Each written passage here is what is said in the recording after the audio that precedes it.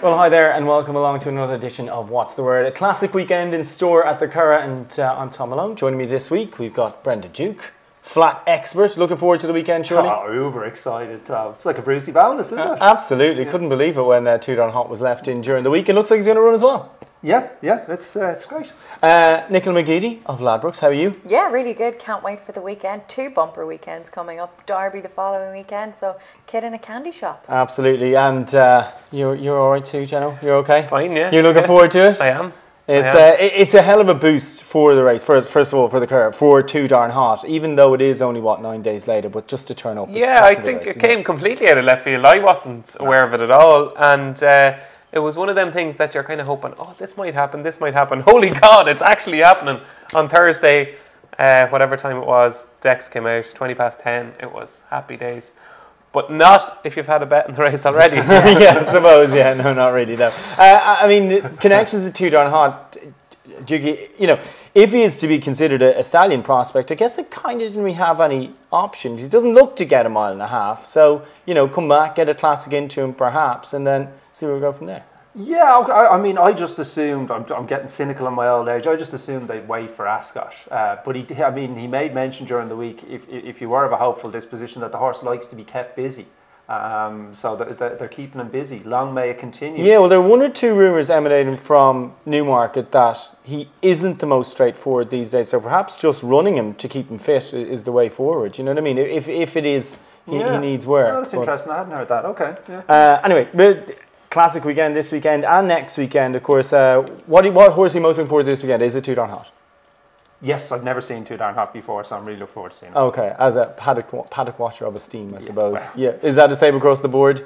Definitely. Yeah, no doubt. Well, looking forward to next weekend as well. The Derby, we had Breakfast of the Stars during the week. I assume you were there, Nicola. Anyway, the other 2 weren't. It was too early for me. Too early for you? Yeah, I couldn't make it. No, I couldn't go this year, but lots of interesting clues and coming out, and thankfully Sir Dragonet is not going to go to France. The plan looks like Epsom's very much on track, and it is the one that everyone seems to be backing. 3-1 favourite after looking so good in the Chester Vase.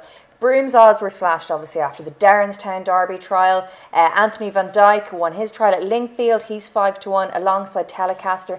Do we think Telecaster is going to show up? It doesn't sound like they will pay the fee. No, he'll be in Ireland. Which is a shame because Telecaster ran such a great race the last day. So but Sir Dragonet's the one everyone's with. Has your views changed over the course of the week? Because it's been similar to Two Darn Hot in that it looked like, we're not going to get Sir Dragonet at the start of the week, and then by Wednesday he was in. Not officially in yet, but I actually have a very strong view in this race. I have not got a clue what's going on. Okay. I genuinely don't, and you know me as well as anybody, I try to have a firm opinion on everything. I've went through this top to bottom, right side to left side, up and down. I just can't make head nor tail of it. There is 8 to 10 horses in this race that if you said to me in 10 days' time, that horse won the Derby, I go, oh yeah, that's fine. That's I can't. There's so many I can't rule out. The 2 I like most are Sir Dragonet and Telecaster. But would I be surprised if Broom won it? No. Would I be surprised if Anthony Van Dyke won it? No. So it'll definitely be a no-bet race for me. Well, what about you? So the good news is that it looks like we'll have Jenner and Graham, bit of rain coming, so it'll be no need to water. According to the Norwegians, calling Oslo topical, 8 meals on Tuesday and 2 meals on Friday. So Cooper won't have to water the track. Now he always produces beautiful ground. He has to, because otherwise it turns into Brighton. Yeah. How are the Norwegians so good at weather? I don't know. Models. They have nice models in Norway, so it's certainly in Sweden. I mean, it's a Scandi thing. I don't know, but we have to trust the Norwegians. So he'd be delighted with that. Telecaster doesn't look like he's going to run. Mad Moon doesn't look like he's going to run. So that's disappointing. Oh, really? Apparently, according to my sources, there's a bug in the yard, and they're really rushing to get him ready. So we'll see how Aidan O'Brien will have to win. How accurate my source? Oh yes, unfortunately, but who will be favourite? I don't even think Sir Dragonet will be second favourite. Woj's price. Who do you think will go favourite? I think Broom will just go off Fav ahead of Anthony Van Dyke. Can we have a point on this? I'll have a point with you that Sir Dragonet will go off favourite. Yeah, sure. Okay. You think Sir Dragonet goes off favourite? Definitely. You think? I don't think he'll even go off second favourite. Okay. Judging by the money, I think it will be Sir Dragonet. Of course it will. So you owe me and Nicola a drink. No problem. And you're going with Broom to go off Fav? I'll go off with Broom to go off, and I think he should be just Fav. He's going to relish the extra 2 furlongs. And do you think he'll win? I think he's the most likely winner. Like David, I wouldn't be nailing my colours to any particular mass, but if you forced me to have a bet, I'd back Broome. Okay, lots of classic talk. Let's move on to the action at the Guineas. 3:35 at the Curragh on Saturday. The Tattersalls Ireland 2,000 Guineas. Who's favourite? Is Magna Grecia still favourite? Yeah, slight favourite. I suppose preference is towards Magna Grecia because, you know, he's had the obvious route. This has been the preparation, whereas Too Darn Hot only ran, 10 days ago in the Dante, and this isn't the obvious route, although if John Gostin says he's good and well, then who are we to argue with that? He will have an army of fans on the day. He's priced at 11-8 versus Magna Grecia, who's 5-4. I reckon there'll be joint favourites, or Too Darn Hot will go off favourite. I can see the prices flip-flopping. But there's 12 others in the race, you know, that we cannot dismiss. We've seen big price winners last year. We had, what price was the winner last year? 25-1. Romanised. Yeah, absolutely. So, although considering the amount of Romanised after time that went on, it's amazing he was that price. But anyway, let's go on. I knew he'd win. You've got the William Haggis trained Scardu is in there at 15-2, is the biggest challenger to the front two in the betting. Charlie Hill's trained Phoenix of Spain, who we haven't actually seen this season. It'll be his first outing and came very close to the favourite when narrowly beaten last year. Is in there 12-1. The O'Brien second string can often run a big race. Mohawk 33-1, Van Beethoven 40-1.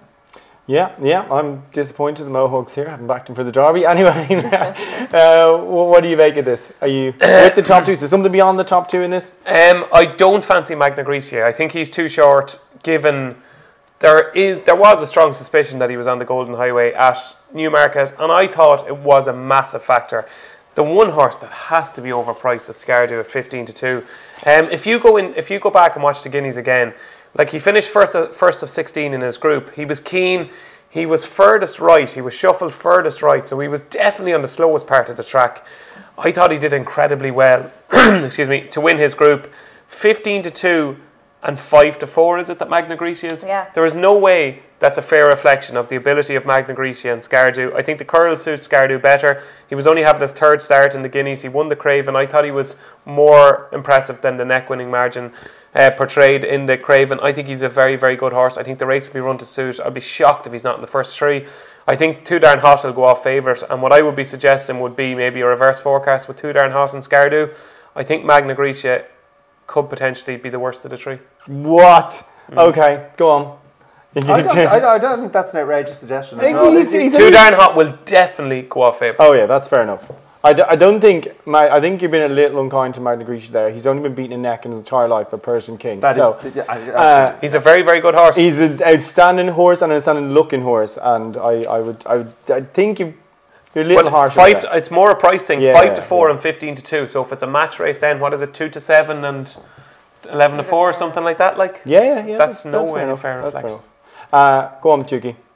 Well, I think Too Darn Hot should and will go off Claire Fav, and I think will win. I think he'll win. He's the best 2-year-old we've seen in a long time. I didn't see anything wrong with the Dante. If Telecaster showed up in the Derby, I'd back him. I think he's a weapon, and there is a chance, based on sectional analysis, that Telecaster had a slight run of the race that day.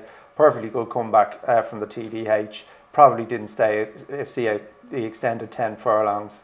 I think the market just seems to have totally overreacted to their respective last runs. I think that's a pretty fair analysis as well. But it is a cracking race. All right, so let's go across the line. Too Darn Hot. Too Darn Hot. Nicola?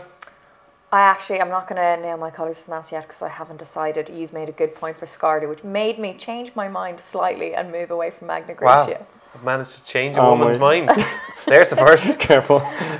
Wow. Magna Grecia and Too Darn Hot. I think Too Darn Hot is probably the most likely winner and will probably lead home Scardu, but certainly wouldn't put anybody off the reverse forecast. Okay. You? I just think Magna Grecia is a little underappreciated. But I do underappreciated. He's 5-4. Yeah, just walking in here. I don't think he's going to go all 5-4. I think he's going to be. I think Too Darn Hot's going to be smashed up. 8-11 and 7-4. I think 8-11, Too Darn Hot, 7-4 Magna Grecia. I think you go off odds on. I think you will. Yeah. Yeah, that's a fair enough analysis. That's anywhere else on the Saturday card. I think we've done a fair bit on Saturday. 3:00 at the Curragh. You like going there before the Guineas? I do, yeah. And this race last year, the Greenlands, was an absolute cracker. Tasleet was in it. Merchant Navy won it. I think there was 4 horses in the race rated 114 or higher. This year, it's a really poor renewal. And Smash Williams, who was 5th in the race last year, went 40-1. I think he could actually win it this year. I thought it was a cracking run behind Imaging at Naas, the race that Romanized was in, and La Bravado. I think 6 furlongs, fast run 6 furlongs at the Curragh. I think this is just... He'll win one of these this season. Yeah. He just has to find one week enough. I think this is it. He'll be a nice price. He looks better than ever this season, and on ratings he's only got £6 to find with Speaking Colours, who need softer ground. So I think this is going to be Smash Williams' day. And one other one I like in the 4:45, the Premier Handicap. Everybody will think that Carawan, the handicapper, has him in his grasp because he went up £10 for Win the Lincoln. I think there's more improvement to come over 10 furlongs because I think he needs a trip. I think he did well to Win the Lincoln. He hit the line hard. Forget his run at Limerick last time. Colin King gave him an easy race. Once the gaps closed, he accepted the situation. I think there's more improvement to come from Carawan in the 4:45. Yeah, I think that's fair enough. Anywhere else on Saturday for you, Juki? Yes, I'll start in Goodwood, the 2:30 Goodwood, yeah. Flash Card, who you'll remember finishing second in the sales race at the Curragh at the back end of last year. Sales race that worked out really well. The first and third went on to listed race glory. Flash Card was sent off 6-4 that day, so they really thought they had a fair horse, and they might still do. Andrew Baldwin going well, drawn well, a mark of 93, I would say underestimates him. I think he'll win. The 2:25 in the Curragh, Bahrain Boy. Ran a fine race, and a 3-year-old only handicap in Naas last Sunday. He's in calmer waters here, I think, and he looked the winner a furlong out. He really did, and he was run out of it relatively late on. But I thought it was a perfectly good effort with the drop and trip, arguably a positive. Yes, slightly easier track as well. If you are going to front run at the Curragh, it tends to. Yeah, and in calmer waters, I thought he'd go well. And finally, the 4:45, this Lethal Power. Are you going to take on Jenna here? Well, I was very taken with it's a competitive race. We could both be wrong, but Lethal Power was very taken with his comeback. He was 20-1. Obviously, wasn't expected, and I could see why. A mile is probably suboptimal trip for him, and he's a particularly gross horse, so he probably takes plenty getting fit. Strip fitter here tomorrow. Step up and trip. Could see the power. Serious jockey booking. El Dettori. I didn't even know that. Yeah, right, just noticed that. But actually, that's not great. You're slip under the radar. Oh, okay. Well. Okay, well, still. So you're going to take Jenna on with Johnny Murta in that one. I'd actually take Jenna on with Johnny Murta as well in the Greenlands with Urban Beat. Yeah, but literally for the exact same reasoning as you came up with, even though he's only rated 102. I think his original target was York during the week, and then they left that off, and it looked like this might cut off. Brent Suss didn't use Tip Sophia last week. Yeah, well, he beat Sophia about a neck or something like that. So yeah, I think Urban Beat might, but I can see where you come with Smash Williams as well. His best runs, I think, have been at the Curragh back a while ago. Let's move on to the Sunday action, the 1,000 guineas at the Curragh, the second of the classics this weekend. Nicola, how did they bet for the fillies, guys? Again, Aidan O'Brien holds all the aces. He's 9-4 to do the double this weekend to train the winner of the 1,000, 2,000 guineas. Hermosa is 9-4. She obviously won the English equivalent, but the British very well represented here. Kabbalah, second favourite and being backed now at 11-4. The one we've actually seen most support for is Pretty Pollyanna. Frankie's been booked for the ride. She was cut to 12-1 during the week. Mind you, she was cut on a day Michael Bell had a 5-timer on Monday night, so that says that. But she was a nice horse last year and could look a bit of value. Good stuff. This is a good renewal. I mean, that's the thing about the Curragh this weekend. The two key races are the two best races, maybe by a considerable distance, but it's nice that we have cars like that where the top races are genuinely top. Yeah, absolutely. Like, I can see people who make excuses for Just Wonderful, and she is probably has the most ability in the race, I'd imagine, but she's just not a punting proposition. I think Hermosa is rock solid. I really do. I loved her last year as a 2-year-old, and this year she's looks like she's better than ever. She just is one of these straightforward fillies you can put anywhere in a race. The faster they go, the better she'll be. She can make the run if she needs to. She can kick on when she wants to. There is a chance that there is speedier fillies in the race, but I just think the way the Curragh is and the way the race is likely to be run, I just think she'll grind it out. I think she's definitely the most likely winner in the race, and I think there's a valid case to be made for the fact that she's overpriced. You look at Magna Grecia and how short he is compared to what price he was at Newmarket. Yeah, absolutely. Yeah. And Hermosa, is still like very seldom you get to back an English Guineas winner at 9-4 or 5-2 at the She's Curragh. quite weak. She is quite weak. I think she'll win. Yeah, and if you look at the draw as well, Just Wonderful in 1, Hermosa in 2, and Iridessa in 3. So I mean, there is a chance that those 3 could. Very interesting that Donnacha O'Brien switches to Just Wonderful from Iridessa. What's your read on this race, Juki? Very similar to David. I found it hard to get away from Hermosa and think she's a perfectly fair price. I was looking for, would she have competition for the lead? And I can't find any. Pretty Pollyanna possibly, but stepping up to a mile. They didn't make the run in the last time. Also, she's coming from 10 of 10 as well, which she'll have to do a bit of work to get up to the front. Yeah, so that's another thing to consider. I just thought Hermosa would get on the bunny and be hard to pass because the Curragh, with her pedigree, the Curragh, a stiffer mile should suit her better than Newmarket. Yeah. I thought she was very hard to get away from. There is a runner in here I can't not mention, by the way. Imagine Dean. Look, we've had upsets before, but imagine Dean Street Doll won. What scene? Some gamble the last day. Every single pundit put it up. Hugh Taylor put her up in the at the races site. She's a one for the sectionalistas, isn't she? She put up a good figure in Limerick, was it? Yeah. Yeah.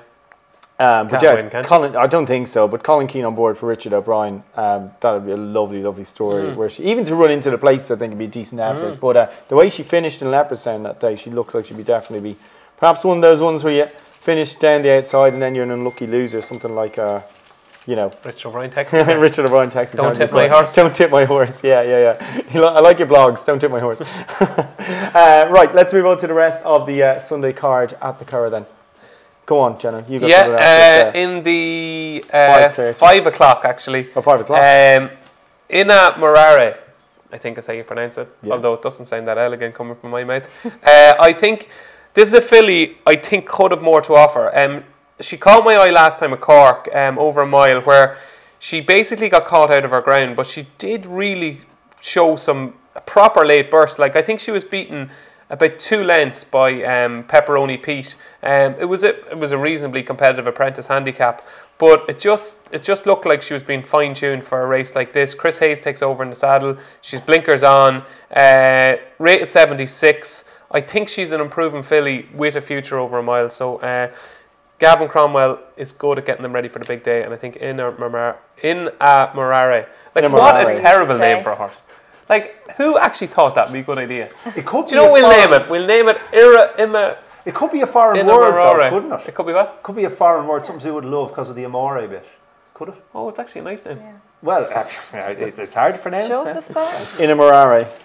Juki, go on, take up the mantle there. Don't worry too much about the pronunciation of the name. In the 5:30, you like one on Sunday? Yeah, Rockabill. He's going to be a price because he's basically finished. He's fallen out the back of the telly on his last 2 runs. Yeah. The Irish has averaged the back end of last year and has come back over a mile. There's no doubt they were disappointed. He steps up to 2 mile here. Yeah. He always looked like a horse, well, last season, who was going to be one of these progressive stayers for Joseph O'Brien. He would keep eking a bit more improvement out of. Now, it's a bit of a leap of faith, but you're going to get a price. And I was struggling to find a bet on Sunday, so I'm going to take a chance on him at a price. That's fair enough. Yeah, Sunday's quite a tricky card, to be fair, including the 1,000 guineas. Sorry, we didn't go down the line, the 1,000 guineas. Just a quick reminder, 1,000 guineas. Hermosa. Nicola? Pretty Pollyanna. Hermosa. Okay. I think maybe Iridessa might just sneak into the places. I do like her. Right, let's get our best bets of the weekend then. Looking forward to that. And a classic weekend's action. Right, Juki, traditional Trixie time for you. Traditional Trixie, so I'll try in the 2:30 Goodwood flash card. I will try in the 4:45 at the Curragh Lethal Power. And I will stick in the TDH because he will win. Good stuff, TD8. That is too darn hot, of course. Right, Nicola, you. Irish 2,000 guineas Scardo. The Temple Stakes, tricky enough one, but I think Mabs Cross, she looked really good in her return at Newmarket. That's at Haydock. And then on Sunday, Pretty Pollyanna. Good stuff. Jenna? Smash Williams, 3 o'clock, Curragh Saturday. Carawan, 4:45, Curragh Saturday. And Mirage Dancer in the 3:40 at Goodwood on Saturday. Good stuff. My best bet of the weekend is Urban Beat in the Greenland Stakes. Anyway, thanks for watching. Thanks for listening. We'll be back again next week for a Derby special on What's the Word.